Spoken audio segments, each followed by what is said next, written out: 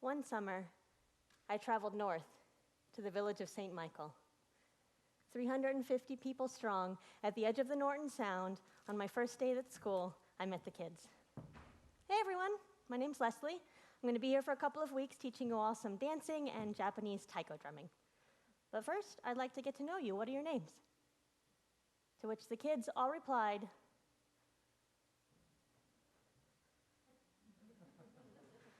I tried not to take it personally, but I did. I took it a little personally, but that's okay. I got out the buckets that I brought from home and some rolls of clear packaging tape, and I showed the kids how they could stretch the tape across the mouth of the bucket to make these, gomikan taiko, or trash can drums. For the kids without plumbing, this looked a lot like a toilet.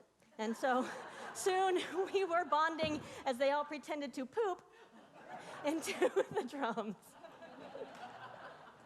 My first week in the village was amazing. I taught the kids dancing and drum songs, and in exchange, they showed me how to pluck the sea kelp off the rocks at the water's edge and eat the herring eggs. Some little girls showed me their favorite pastime, which was taking a stick and running it along a hillside, scraping the dirt to make birds appear out of holes in the dirt that we hadn't even seen. It was like magic. About a week into my stay, though, there was an accident. And a young man had been trying to skip his snow machine across the surface of the water when he got pulled under and caught.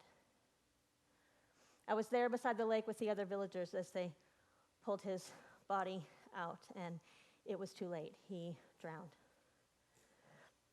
I heard someone shout, "Get the kids out of here!" And I reached for the hands of the ones that I had met, and I took them to the other side of the school, and we got out our drums, and we practiced our songs away from the view of the lake, making a safe space where the kids could be until the parents came to take them home. And then I went back into the school where I'd been staying,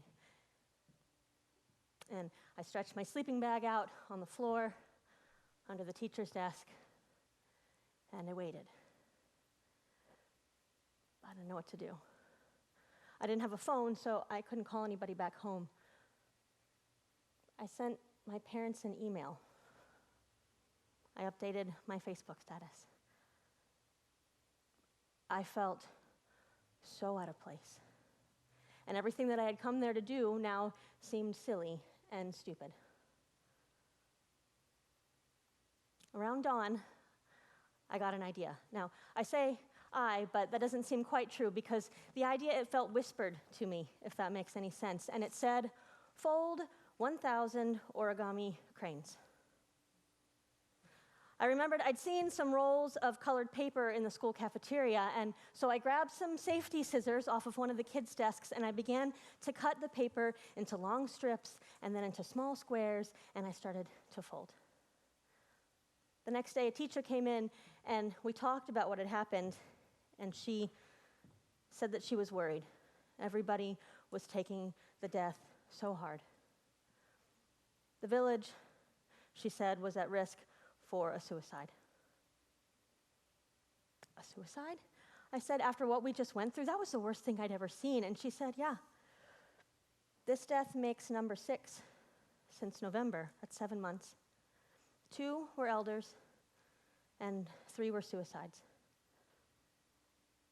3 suicides in a village of 350 people in 7 months, and I didn't know what to say. I told her about the cranes, and I said they were helping me feel better. And did she think it would be okay if I taught the kids how to do that instead of the dances? And she said, yeah, that's a good idea, if they come back to school, because we didn't know.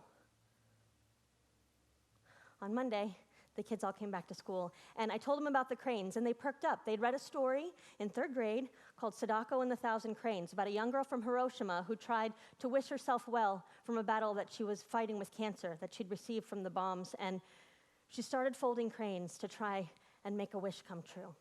Because in Japan, there's a legend that the crane lives for 1,000 years, and it carries the souls of the recently departed on its back up to paradise. Anyone who folds 1,000 cranes, that's 1 for each year of the crane's long life, gets a wish. Sadako was trying to wish herself well. She began folding cranes, but she didn't finish. She passed away, and her friends folded the cranes in her honor. So what we were doing with the cranes for Paba, for the young boy who drowned, it made sense. And the kids and I started to fold. Now, I should tell you that the crane is not an easy shape. If you've ever tried it before, someone will say, start with a hat, start with a boat, but they don't come with wishes. So we started with cranes, and the kids were great. They started naming the folds along the way of things that they reminded them of: beaver teeth, walrus tusks, 2 canoes, and at the end of the day, they were smiling, and they asked to take stacks of the paper home to show their families what they'd learned. I went back home to Facebook, and I started a page. I called it 1,000 Cranes for Alaska, and I asked my family and my friends, watch this tutorial. I linked one from YouTube, and fold a crane with us and send us your picture, and I'll show it to the kids at the school, and maybe it'll help cheer them up. The next day, I told the kids about the Facebook page, and we went out to the front of the school, and we took a photo shoot with all of our cranes in the sunshine at the anchor in front of the school, and then we posted the pictures on the Facebook page, and that afternoon, we received our first response from my friend Sarah Alvarez in Anchorage, who folded a crane out of a Post-it note this big with the sticky side and everything. And then, like things sometimes do in Facebook land, our story started to spread. And soon we were receiving pictures from Anchorage, from Eagle River, from Fairbanks, from Bethel, and then from Washington, and Oregon, and Chicago, and New Orleans. Do you know an entire Coast Guard unit from Savannah, Georgia, folded cranes and sent us their picture? By day 3, we'd gone global. And the pictures that were coming in from Switzerland and from Greece. And the kids said, where's Greece? And I said, it's in Europe. And they said, where's Europe? And I said, I think it's over there. And we opened up an atlas and we looked it up. And I watched the world open up to these kids. And then one little boy said, how do these people know who we are to care about us? And I said, it's Facebook. It's magic. And it was working, because folding cranes turned into folding hats, and then making costumes, and then decorating the gym, and then the kids wanted to go back to the songs and the dances, and by the time I was through, we were ready to put on a show. And we invited the families of the children, and we got out the drums that we had made out of buckets and packaging tape, and we began to play. Yo, sore, ich, ni, san, shi.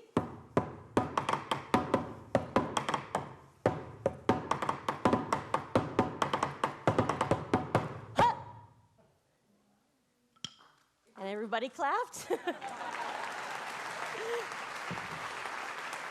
I said, why, thank you. And I sent the kids out to go get the cranes, and I began to talk to the adults for the first time since I'd arrived. And I told them how sorry I was about what had happened and how difficult it had been to be a stranger hiding away in their school and a witness to such a personal tragedy. At the mention of it, I watched everyone's faces crumple and cave in, and they began to cry. And I thought, oh, bad performer, you just made your whole audience cry. And I looked at the doorway in the gym, and I saw the kids waiting with the cranes. And I was like, come in, come in, come in, save me. And they did. They came in with a strand of cranes held aloft in each arm, and they made a wall across the gym floor. And it was beautiful.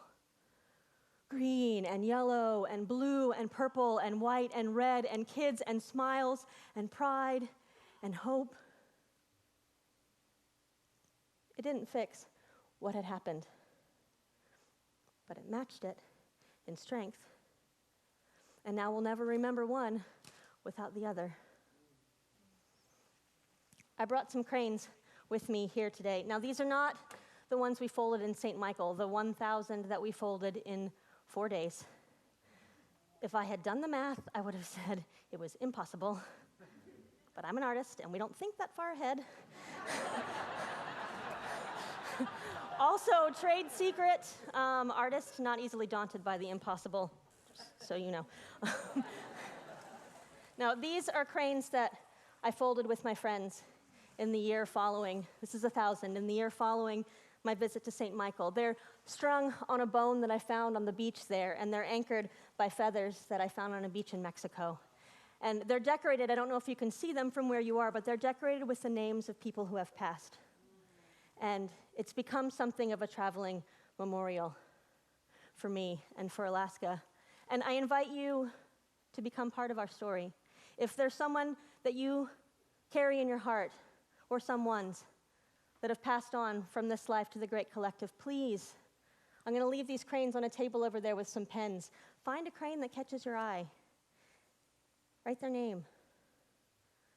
Share their story.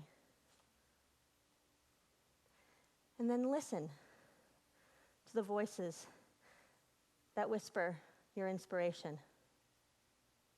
Be undaunted by the impossible. And if the shit hits the fan, fold 1,000 cranes. No. Get creative. Reach out. Ask for help. Know that you may just be being prepared to receive something beautiful and amazing. And it will probably be some assembly required. We're all in this life thing together, and that's the message of me and 1,000 Cranes. Thank you so much for having us here. Much love. Peace and blessings.